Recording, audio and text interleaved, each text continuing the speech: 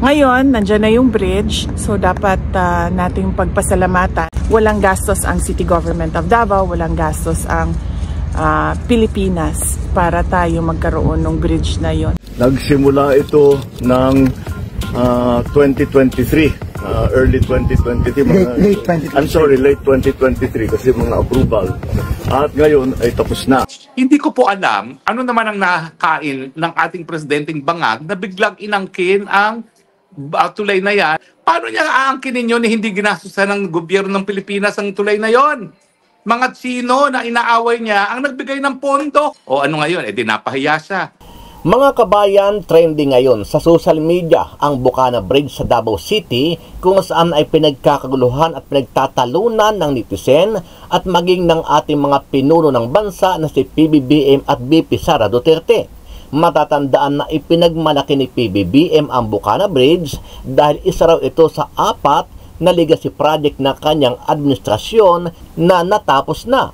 Pero umalma dito ang pangalawang Pangulo at sinabi niya na ang tulay na ito ay project ng kanyang ama na si dating Pangulong Duterte dahil sa pakikipagtulungan ng bansang China at walang nagastos dito ang lokal na pamahalaan ng Davao maging ang ating gobyerno.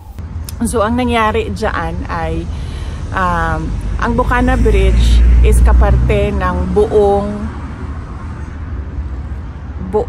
coastal road ng Davao City. Ngayon, nandyan na yung bridge, so dapat nating pagpasalamatan para sa akin bilang isang Davaoenyo. Nagpapasalamat kami kay dating Pangulong Rodrigo Duterte dahil hindi siya tumigil sa paghahanap ng pondo para doon sa tulay.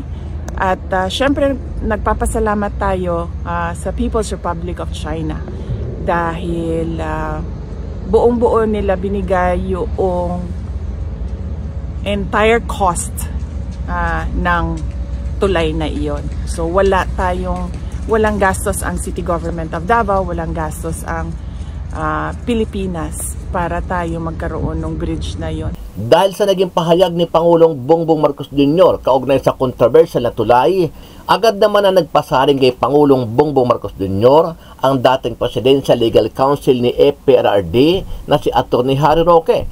At sinabi niya na nakakahiya si PBBM dahil ipinagmalaki daw ni Marcos ang pagpapatayo ng tulay na hindi naman siya ang nagpagawa. Hindi ko po alam ano naman ang nakain ng ating presidenteng bangag na biglang inangkin ang tulay na yan, nagpa-kending-kending pa doon sa tulay na yan, nagpa-picture-picture sa tulay na yan at inangkin na kanyang legacy project. Dahil ba natapos sa kanyang termino?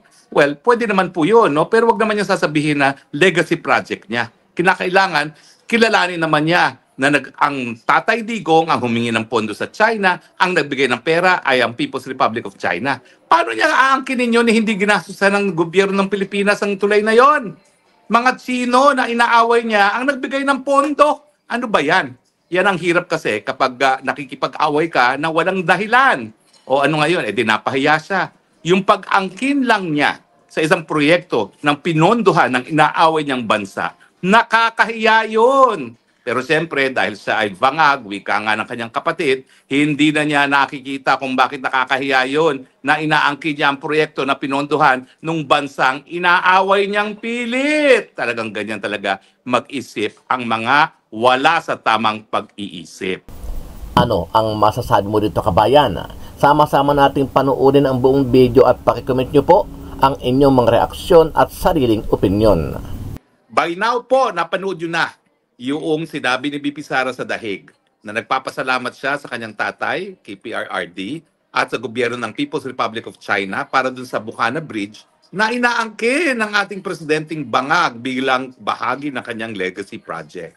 Naku, malinaw po nag-explanation ni BP Sara, no? Talagang kinakailangan po yung Bukana Bridge para maging viable yung coastal highway, no? At nang ma-bypass na nga yung pagdaan sa downtown ng Davao from north to south, no? And vice versa. Wala silang sapat na salapi at hindi naman na pwedeng mabigyan ng budget ng DBM. Kaya ang ginawa ni Tatay Digong ay humingi siya ng tulong sa mga Chino, no? At ito yung sa ilang mga proyekto na napondohan sa ilalim ng tinatawag nilang mga BRI initiatives ng China, no? Itong Bukana Bridge. Hindi ko po alam ano naman ang nakain ng ating presidenteng bangag na biglang inangkin ang tulay na yan, nagpa-kending-kending pa doon sa tulay na yan, nagpa-picture-picture sa tulay na yan, at inangkin na kanyang legacy project. Dahil ba natapos sa kanyang termino? Well, pwede naman po yun, no? Pero wag naman niya sasabihin na legacy project niya. Kinakailangan, kilalanin naman niya na ang Tatay Digong ang humingi ng pondo sa China, ang nagbigay ng pera ay ang People's Republic of China. Paano niya aangkinin yun na hindi ginastusan ng gobyerno ng Pilipinas ang tulay na yon? Mga Chino na inaaway niya ang nagbigay ng pondo. Ano ba yan? Yan ang hirap kasi kapag nakikipag-away ka na walang dahilan. O ano ngayon, napahiya siya. Yung pag-angkin lang niya sa isang proyekto ng pinondohan ng inaaway niyang bansa, nakakahiya yun. Pero siyempre, dahil siya ay bangag, wika nga ng kanyang kapatid, hindi na niya nakikita kung bakit nakakahiya yun na inaangkin niya ang proyekto na pinondohan ng bansang inaaway niyang pilit. Talagang ganyan talaga mag-isip ang mga wala sa tamang pag-iisip.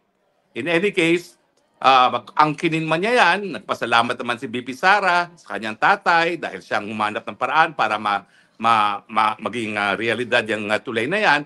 At nagpasalamat siya, mas importante, sa People's Republic of China.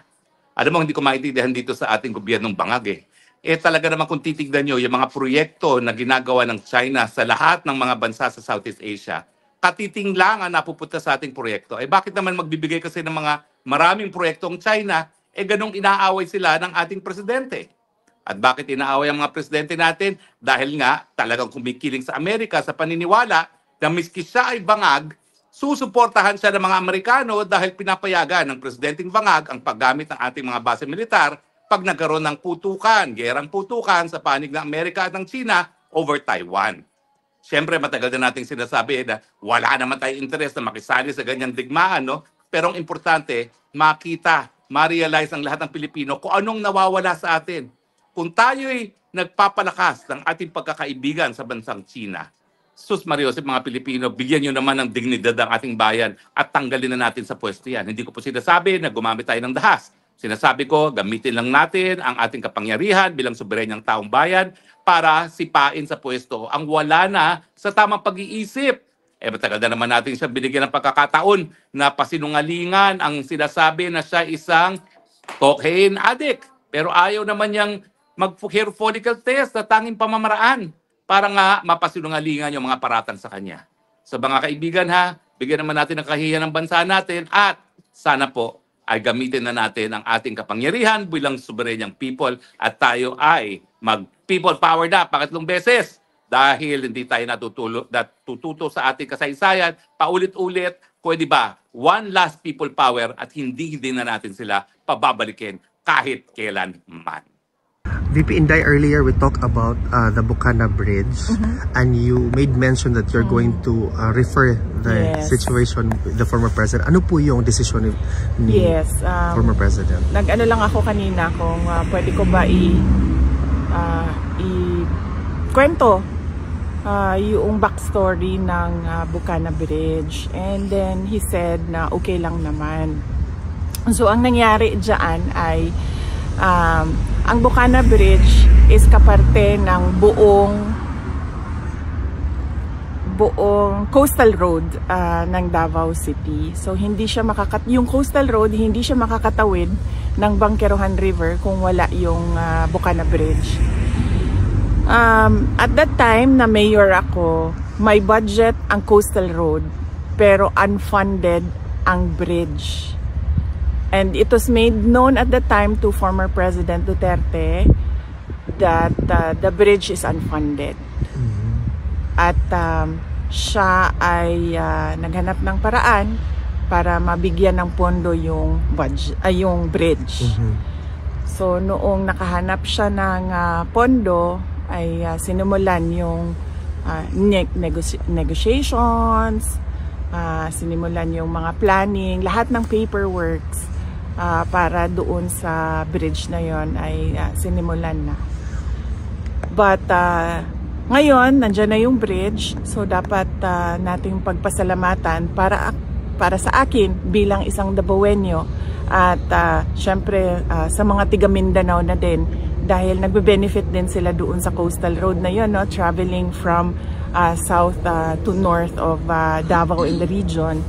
Nagpapasalamat kami kay dating Pangulong Rodrigo Duterte dahil hindi siya tumigil sa paghahanap ng pondo para doon sa tulay.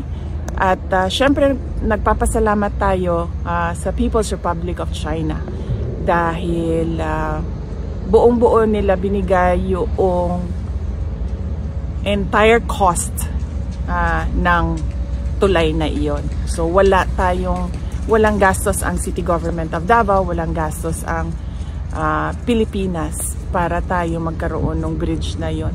At napakahalaga ng bridge na yon dahil hindi mag-connect ang south to north kung wala yung bridge.